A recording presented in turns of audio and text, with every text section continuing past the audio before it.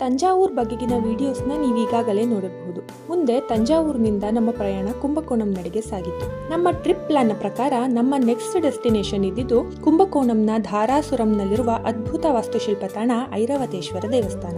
ಇದು ಯುನೆಸ್ಕೋ ವಿಶ್ವ ಪಾರಂಪರಿಕ ತಾಣವಾಗಿದ್ದು ಗ್ರೇಟ್ ಲಿವಿಂಗ್ ಚೋಳಾ ಟೆಂಪಲ್ ಸಮೂಹಕ್ಕೆ ಸೇರಿರುತ್ತೆ. ಇಂದ್ರನ ಬಿಳಿ ಆನೆ ಐರಾವತ ಇಲ್ಲಿ ಶಿವನನ್ನ ಪೂಜಿಸಿ ಶಾಪ ಮುಕ್ತವಾಯಿತು ಎಂಬ ನಂಬಿಕೆ ಇದೆ. ಇದೇ ಕಾರಣದಿಂದ ಇಲ್ಲಿ ಶಿವನನ್ನ ಐರಾವತೇಶ್ವರ ಅಂತ ಕರೆಯಲಾಗುತ್ತೆ. ದೊಡ್ಡ ನಗರಗಳ ಗದ್ದಲವಿಲ್ಲದೆ ಮನಸ್ಸಿಗೆ ನೆಮ್ಮದಿ ನೀಡುವ ದೇವಾಲಯದ ಆವರಣ. ದೇವಾಲಯದ ಒಳಗೆ ಹೋಗ್ತಿದ್ದಂತೆ ಬೃಹತ್ ಕಲ್ಲಿನ ರಥದಂತಹ ಮಂಟಪ ನಮ್ಮನ್ನ ಸ್ವಾಗತ ಮಾಡುತ್ತೆ.